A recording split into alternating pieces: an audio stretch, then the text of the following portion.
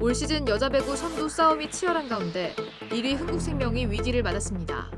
배구 황제 김연경을 필두로 웨인 투투쿠, 아시아 쿼터 피치 등과 함께 흥국생명은 개막 이후 14연승을 달려왔습니다. 김연경의 리그 우승을 바라는 팬들과 함께 뜨거운 인기가 이어졌죠.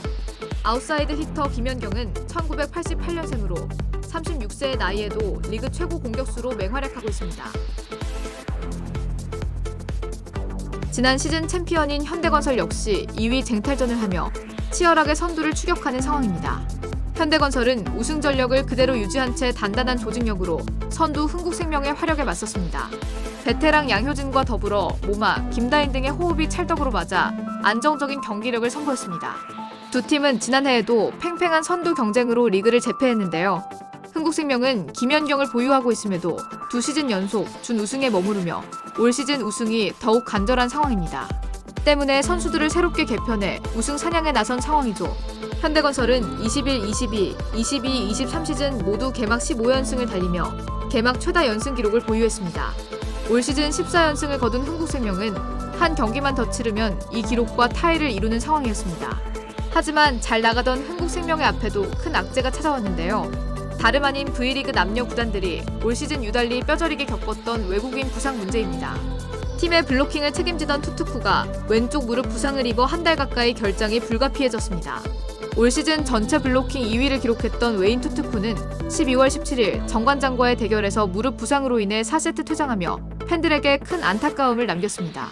그리고 흥국생명은 이날 경기에서 세트스코어 1대3으로 패배하며 충격을 남겼는데요. 현재까지 한국전력, GS 칼텍스, 우리카드, 대한항공 등이 부상을 겪어 모두 외국인 선수를 바꾼 상황입니다.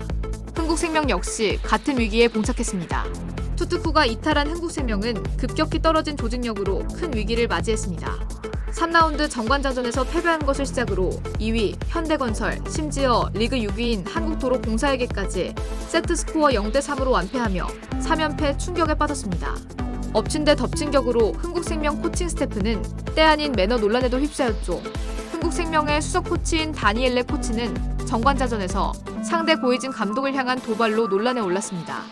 당시 정관장이 작전 타임을 불렀는데 다니엘레 코치가 상대편 코트까지 넘어가 고이진 감독에게 허리를 숙이고 언쟁을 벌였던 것입니다.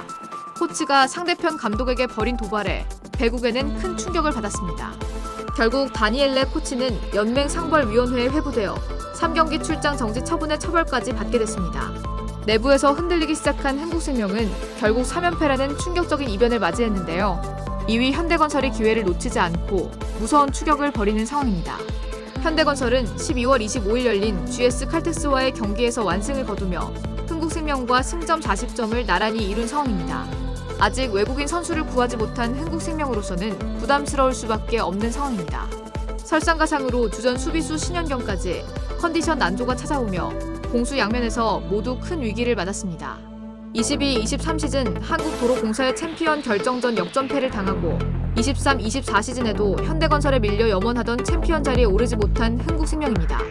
특히 22-23 시즌 흥국생명은 2경기를 먼저 따고 내리 3경기를 도로공사에 내주며 V리그 사상 최초로 챔피언 결정전 리버스 패배라는 불명예까지 기록했습니다.